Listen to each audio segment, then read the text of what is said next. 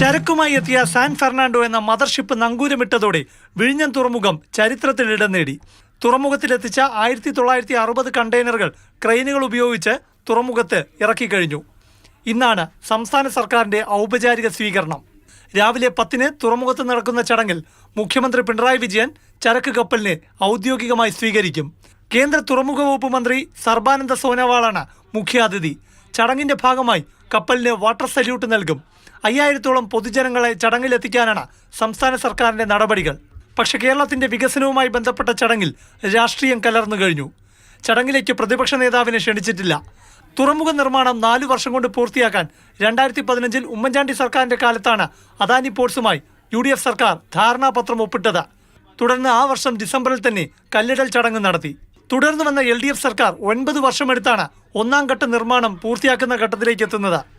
അതിനാൽ അസാധ്യമാണെന്ന് കരുതിയ ഒന്നുകൂടി LDF സർക്കാർ യാഥാർത്ഥ്യമാക്കിയെന്ന് അവകാശപ്പെട്ട മുഖ്യമന്ത്രി പിണറായി വിജയൻ നേട്ടത്തിന്റെ ക്രെഡിറ്റ് സ്വന്തമാക്കുകയാണ്.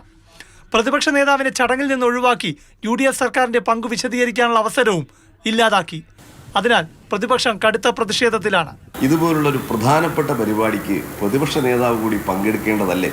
പ്രതിപക്ഷ നേതാവിനെ കൂടെ പങ്കെടുപ്പിച്ചുകൊണ്ട് കേരളത്തിൻ്റെ വികസനത്തിൻ്റെ ഏറ്റവും വലിയ നാഴികക്കല്ലായി മാറുന്ന ഒരു പദ്ധതിയിൽ എല്ലാവരും ചേർന്ന് നിൽക്കുന്നതിൻ്റെ മനോഹാരിതയാണ് ഗവൺമെൻറ് നഷ്ടപ്പെടുത്തിയിട്ടുള്ളത്. തുറമുഖ പ്രദേശത്തെ MLA കൂടിയായ M. വിൻസെന്റ് ട്രയൽ റൺ ചടങ്ങിൽ പങ്കെടുക്കും. ചടങ്ങിൽ സർക്കാർ രാഷ്ട്രീയം കലർത്തിയതിലുള്ള പ്രതിഷേധം സ്വാഭാവികമായും വിൻസെന്റിന്റെ ഭാഗത്തു നിന്ന് പ്രതീക്ഷിക്കാം. സർക്കാരുമായി ഇടഞ്ഞു നിൽക്കുന്ന ലത്തീൻ അതിരൂപതയുടെ ആർച്ച് ബിഷപ്പിനെ ചടങ്ങിലേക്ക് ക്ഷണിച്ചിട്ടുണ്ടെങ്കിലും അദ്ദേഹം ബഹിഷ്കരിക്കുകയാണ്. അതേസമയം വിഴിഞ്ഞ ഇടവകയിലെ വൈദികർ പങ്കെടുക്കാനാണ് സാധ്യത. ലത്തീൻ സഭയുടെ വികാരവും പ്രതിപക്ഷ അവഗണനയും ഉൾക്കൊണ്ടാണ് തിരുവനന്തപുരം MP ശശി തരൂരിന്റെ ബഹിഷ്കരണം. തരൂർ വിഴിഞ്ഞം തുറമുഖത്തിന് പൂർണ്ണമായും അനുകൂലമാണ്. എന്നാൽ പ്രദേശവാസികളുടെ പുനരധിവാസത്തിനായി UDF സർക്കാർ മുന്നോട്ട് വച്ച വാഗ്ദാനങ്ങൾ പാലിക്കാത്ത LDF സർക്കാരിനെതിരായ പ്രതിഷേധമാണ് തരൂരിന്റെ ബഹിഷ്കരണം. തന്നോടുള്ള തീരദേശവാസികളുടെ അകൽച്ച കുറയ്ക്കാനുള്ള നിലപാട് കൂടിയാണ് തരൂർ സ്വീകരിക്കുന്നത്. ചടങ്ങിന് ശേഷം സാൻ ഫെർണാണ്ടോ കപ്പൽ വൈകിട്ടോടെ വിഴിഞ്ഞം തുറമുഖം വിടും. ഇവിടെ ഇറക്കിയിട്ടുള്ള കൊൽക്കത്ത, മുംബൈ തുറമുഖങ്ങളിലേക്കുള്ള കണ്ടെയ്നറുകൾ 2 ഫീഡർ കപ്പലുകളിലായി അയക്കാനാണ് തീരുമാനിച്ചിരിക്കുന്നത്.